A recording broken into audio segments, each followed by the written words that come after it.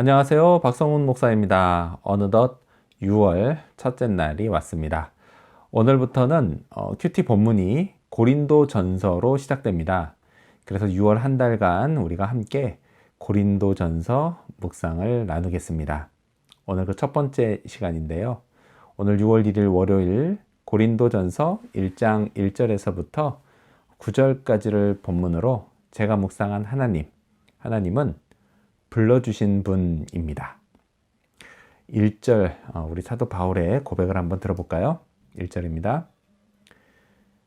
하나님의 뜻을 따라 그리스도 예수의 사도로 부르심을 받은 바울과 형제 소스데네는 아멘.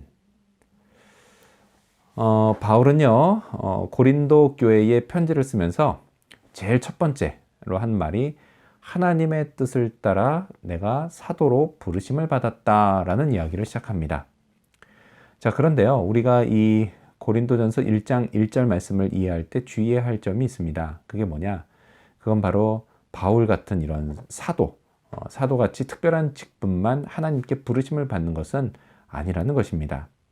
모든 직분자들은 다 하나님의 뜻을 따라 부르심을 받았습니다.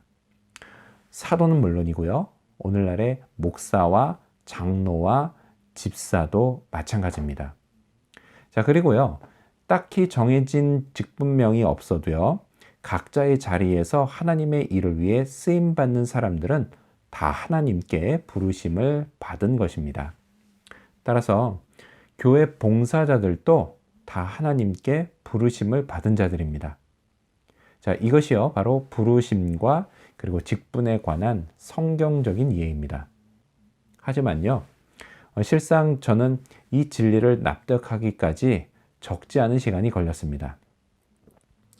처음 한동안은요, 제가 정말 부르심을 따라 목회자가 된 게 맞는지 이런 확신이 잘 서지를 않았기 때문입니다.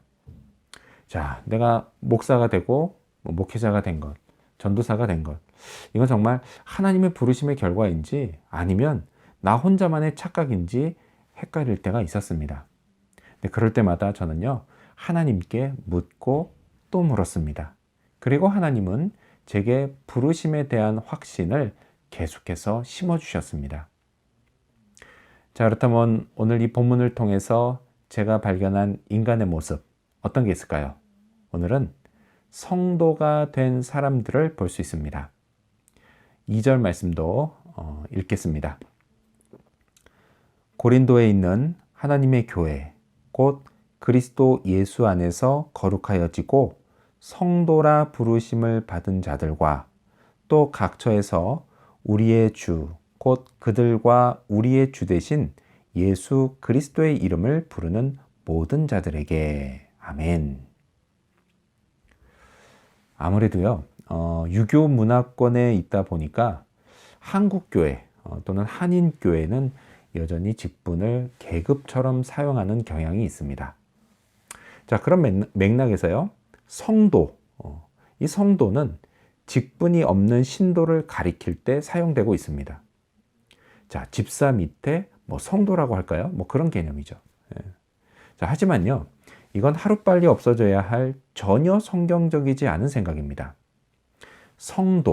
성도는요, 예수 그리스도의 핏값으로 속량받고 칭의받은 하나님의 백성, 그 백성을 가리키는 매우 아름다운 호칭입니다.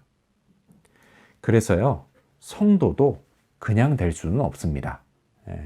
역시 하나님이 부르셔야만 합니다.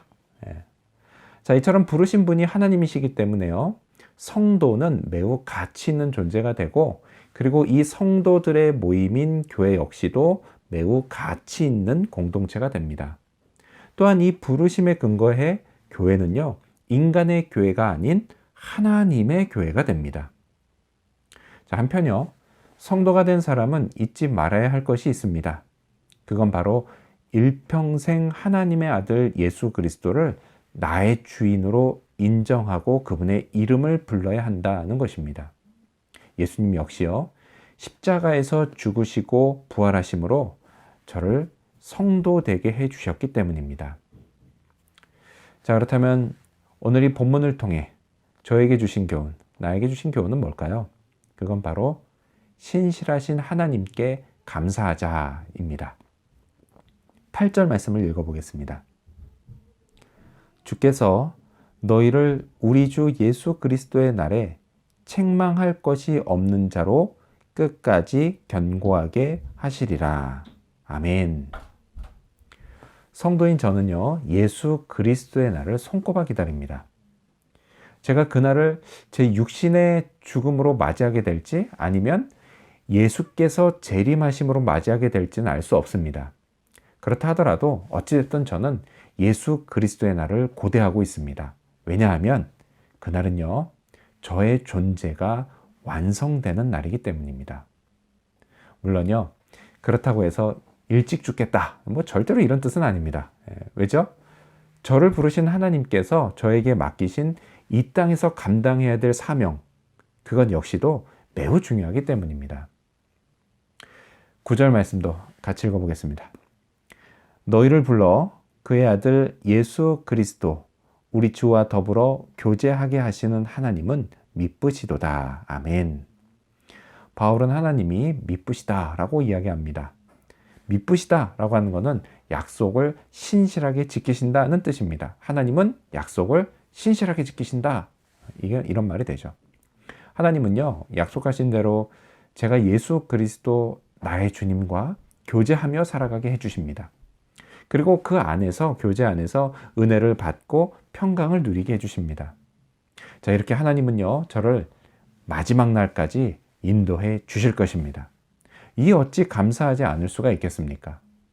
그냥 죄인으로 살다 죽고 그리고 심판을 받아 영원한 형벌을 받아도 할 말 없을 제게 하나님은 이런 엄청난 자비를 베풀어 주십니다.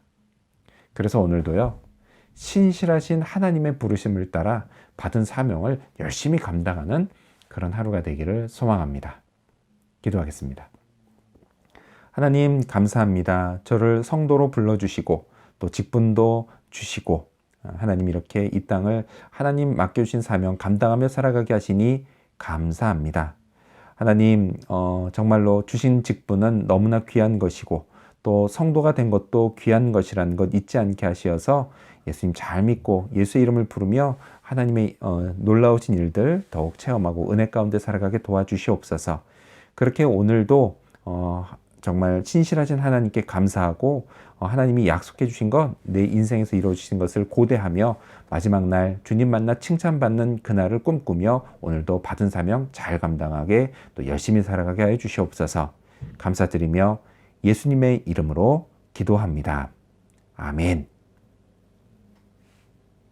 6월 한 달도 주님의 은혜 안에서 승리하는 나날 되시기를 축복합니다.